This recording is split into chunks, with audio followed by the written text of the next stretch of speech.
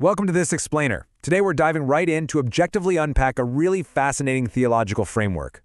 We're looking at a text that maps out how financial breakthrough isn't just about sitting around waiting for a miracle.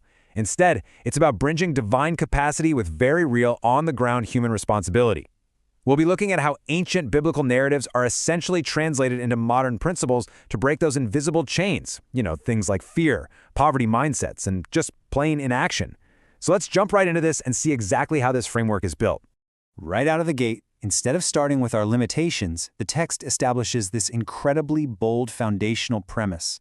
Our God is not a small God. The core argument here is that divine capacity is completely infinite. According to the author, heaven is totally unbothered by the earthly constraints that keep you and I awake at night. Things like inflation, rising debt, famine, or unemployment. They simply don't apply. The framework argues that we need to understand heaven absolutely does not operate on a deficit. And this brings us to the core anchor of the entire text, which comes straight from 2 Corinthians 9:8. The phrasing here is super important. God is able. The source material uses this to point out that our human needs and those massive, scary dreams we have, they literally cannot bankrupt heaven. Your specific request hasn't suddenly exhausted God's resources. It's a major perspective shift meant to stop us from measuring divine capability by checking our own personal bank accounts. But here's where it gets really interesting.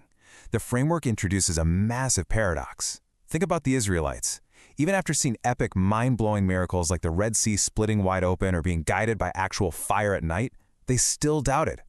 The text proposes that while God is unlimited, our human unbelief, our fear, and our poverty mindsets act like invisible chains. These negative traits can actually severely restrict what we experience here on Earth. We were essentially putting boundaries on an unlimited force. Okay, moving into Section 1, the process of activating divine multiplication. To explain how we actually activate this, the text points to a story from 2 Kings 4. It's about a widow who is completely drowning in debt, terrified she's going to lose her sons to creditors. She goes to the prophet Elisha for help, but he doesn't just hand her cash. Instead, he asks a totally pivotal question. What do you have in the house? She tells him she's got nothing but a tiny jar of oil. But that single question is a masterclass in shifting focus. It takes her eyes off what she's lacking and forces her to look at what's already in her hands, no matter how small it seems. So what's the actual methodology here? Well, the framework argues a hard truth. God doesn't multiply our complaints, He multiplies what we release. Step 1 is identifying that small seed. Step 2 is building capacity, like the widow gathering up all those empty vessels. And step 3 is releasing it. For us today, the text translates preparing vessels into concrete earthly actions. It means learning more, saving up, planning meticulously, and expanding how you think. You literally have to build the capacity to receive the supply. This whole idea of active and sometimes kind of unusual participation shows up again with Peter. In Matthew 17, Peter needs to pay taxes. Jesus doesn't just manifest a bag of coins for him. Instead, he gives Peter an instruction. Go down to the sea, cast a line, and open the mouth of the very first fish you catch. The author highlights something huge here. Peter's breakthrough wasn't sitting in a bank vault, it was hidden inside an instruction. He actually had to take the physical step of casting the line before the provision showed up. And this builds into a really direct challenge for all of us. The text boldly takes Peter's fishing trip and applies it to modern life. It's basically telling readers, stop waiting for money to just magically drop from the sky. If your miracle is hidden inside obedience and action, then the mandate is absolutely clear. Write that proposal, start the business, go improve your skills, make that difficult phone call you've been putting off. The framework insists that spiritual breakthrough demands earthly momentum. On top of that, the framework talks about defying bad seasons. Take Isaac from Genesis 26. The guy was literally sowing seeds into dry, cracked dirt during a massive famine. Why? Because God told him to stay and plant right there. Isaac prioritized divine instruction over his terrible environment, and the text points out he reaped 100-fold harvest in that exact same year. The lesson? Economic hardship or a terrible market simply isn't stronger than divine backing. You can't let the environment dictate your expectations. This brings us right into Section 2, the practical side of bridging faith and earthly structures. The text lays out a really fascinating dichotomy here. On one side of the coin, you have the spiritual requirements, praying hard, fasting, giving, and believing. But on the flip side, you have the practical, everyday requirements, working well, planning out your goals, managing your resources, and actually building something, The text fiercely argues that you absolutely cannot expect a harvest if you lack discipline. Divine grace doesn't cancel out your need for structure, grace actually empowers your structure. You have to show up for both sides of the equation. Pointing back to biblical figures, the source notes that leaders like Jacob and Solomon didn't just coast on spiritual favor. Think about it. An architect needs blueprints, right? Well, Solomon had incredible divine wisdom, but he also built massive administrative systems. He organized complex trade routes and managed huge construction projects. The framework posits that God blesses what we manage well. If you can't be trusted to manage a little bit of money or a small project, how can you be trusted with a massive vision? True divine wealth requires really sharp stewardship. And finally, we arrive at Section 3, the promise and the true purpose. You might be wondering, how fast can a bad situation actually turn around? The text uses the incredibly gritty story of 4 starving lepers from 2 Kings 7. They're sitting at the city gates during a horrific famine, and they finally just ask, "Why are we sitting here until we die?" So they decide to get up and move toward the enemy camp. The author posits that heaven responds to faith in motion. Because they took a single step, God amplified their movements. It proves that the divine can put an immediate expiry date on a season of suffering, completely reversing a hopeless situation in the blink of an eye. But wait, here is the massive caveat, the real why behind all of this. The text is super explicit. Breaking financial limits is absolutely not about affording a life of selfish luxury or upgrading your car. It is strictly tied to a kingdom assignment. The whole purpose of abundance is to feed other people, lift up the weak, educate kids, create jobs in your community, and sponsor missions. Prosperity, according to this framework, is given so that you can literally become the answer to someone else's prayer. Which leaves us with this incredibly powerful, provocative shift in mindset to close out our explainer today. If God can trust your heart, He can increase your hand. What if the real key to unlocking those financial limits isn't just begging for a blessing, but making the conscious, active, and structural decision to actually become one?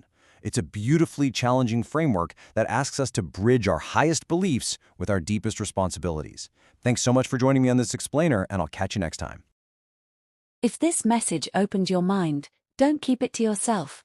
Subscribe to Master Sense by Faraday, hit the like button, and share this video with someone who needs wisdom, clarity, and inspiration today. Turn on the notification bell so you never miss our next powerful lesson. Remember, knowledge becomes power only when you act on it. See you in the next video. Hey everyone, and welcome back to The Explainer.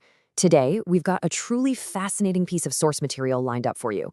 We're going to be diving into a document called Limitless God Part 2, put together by Master Sense by Faraday. Now, what makes this text so incredibly unique is its structural design. It's not just something you sit back and passively read. It's literally an activation blueprint. The whole point is to take an audience from a moment of faith-based revelation and push them straight into tangible, on-the-ground spiritual action. So let's open up this blueprint and see exactly how it maps out that transformation. This document basically runs like a highly intentional order of service, guiding believers through an escalating journey. We'll be looking at 1. Practical steps to abundance. 2. Prophetic declarations. 3. The altar of surrender. 4. Powerful prayers for increase. And finally, 5. The final congregational charge. Let's jump right into Section 1, Practical Steps to Abundance. Okay, so before any of the spiritual heavy lifting even begins, the text insists that we have to deal with our mindset. It aims to completely shatter poverty mindsets and financial limitations. It actually uses this incredibly striking visual metaphor of breaking chains, making it super clear that getting rid of these mental limits is the absolute primary goal. And to anchor this shift from just thinking into actually doing, the document points straight to Scripture, specifically James 2:17, which says, "Faith without works is dead."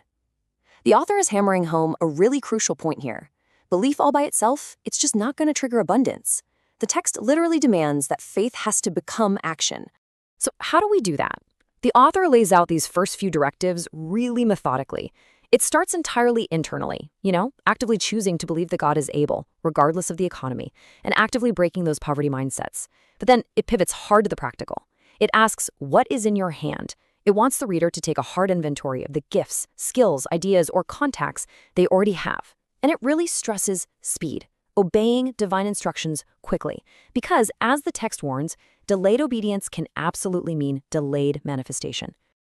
Building on that momentum, the instructions shift to preparation.